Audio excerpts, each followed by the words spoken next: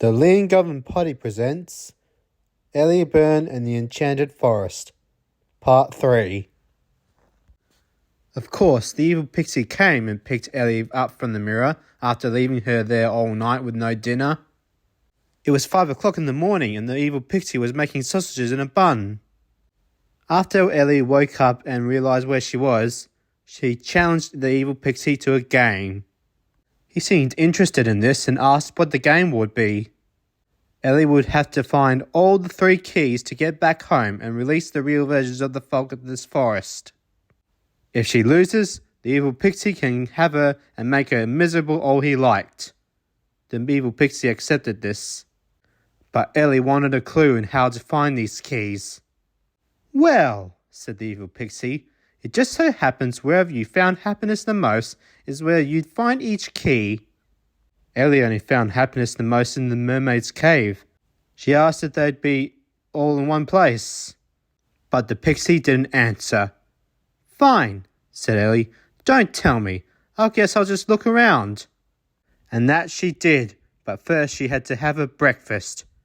This was supposed to be her dinner, but the evil pixie had to save it. And if she was going to do this, she's not going to wear the mermaid clothes. So she got dressed, then went out with a full stomach into the haunted forest. When there were no leaves on the trees, the grass was dead, the waterfall was now a lava fall, and what was once the magic mushrooms were now brown and stale looking. The mushrooms snapped at Ellie. Annoyed and disgusted, Ellie kicked the left one, then the middle one, and the trapdoor opened, but Ellie grabbed hold of the edge. She climbed back up. It was difficult, but she managed.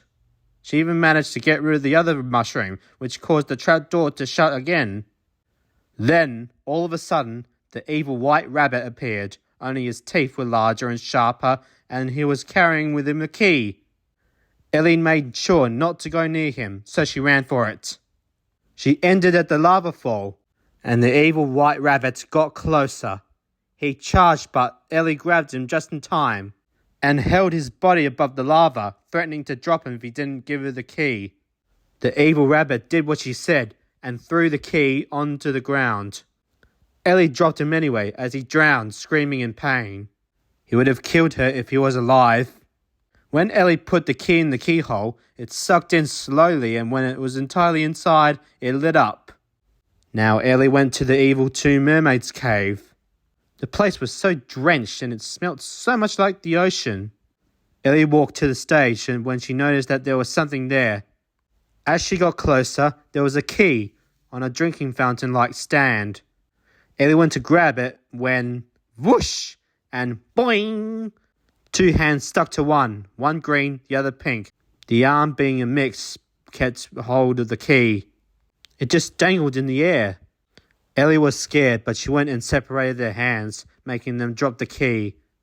But no sooner had she grabbed the key than the 2-headed green and pink monster grabbed her, shrieking things like, "That's ours!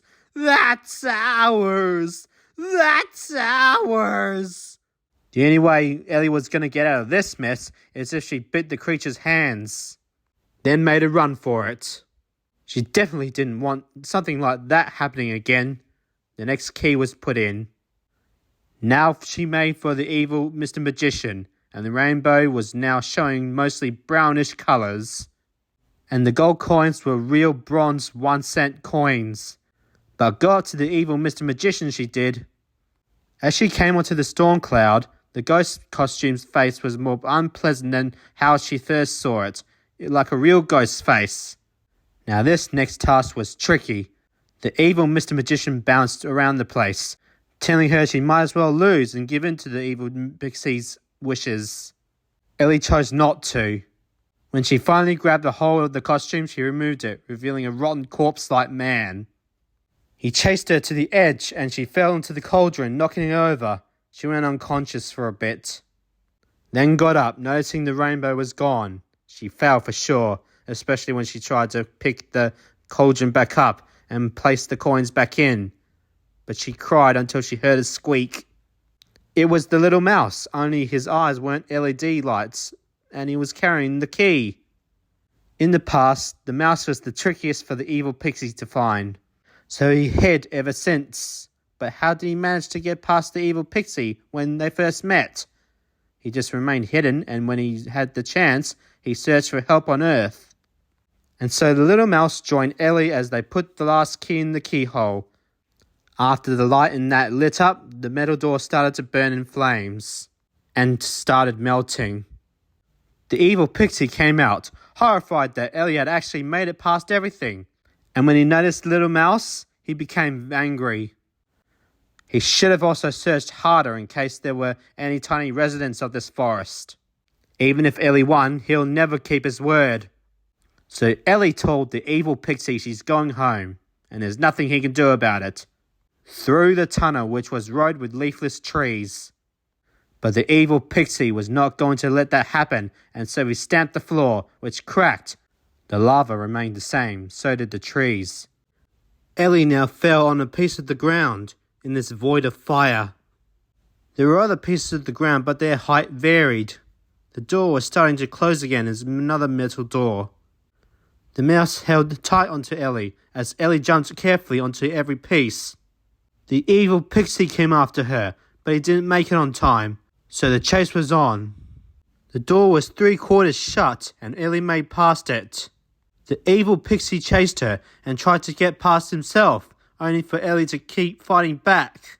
As the door was 7/8 closed, the evil pixie reached out his hand, only for it to be chopped off. The door turned to rock.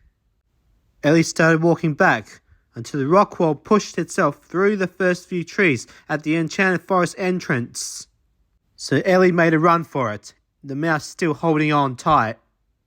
They made it out, and watched as the rock sealed up. The mouse was going to hang around this rock to see if the Enchanted Forest was brought back to normal. "Thank you," said Ellie. "If it weren't for you, nothing would have improved." "You're welcome," said the mouse. Now when Ellie came home, it was as if nothing had happened. The Berns carried on with their lives, and Ellie was proud to be back home, even though it was boring. It was worth living in this beautiful neighbourhood next to the beach. Then one day, the mouse came over to Ellie's house, well, sneaked in I should say, and told her the Enchanted Forest has been restored, and everyone wanted to invite her. This brightened up Ellie so much that she accepted when we went over. The pixie had set out a picnic around this restored forest. The 2 mermaids were in the pond. All hail Ellie. She could come over any time she liked, and they can all have fun with one another, and the pixie would make delicious meals. Ellie was happy to have them all okay. She gave everyone a hug. The 2 mermaids would be more than welcome to change her into a mermaid herself, but Ellie was going to just live as a human, unless she would change her mind later. And so Ellie continued to hang out with her new friends. She watched the White Rabbit gardening the forest, Mr. Magician and the 2 mermaids performing, and the pixie doing what I said he would do. They would even go exploring, and Ellie would see all the wonders of this world. They were less worried of any more evil coming. All was well. The end.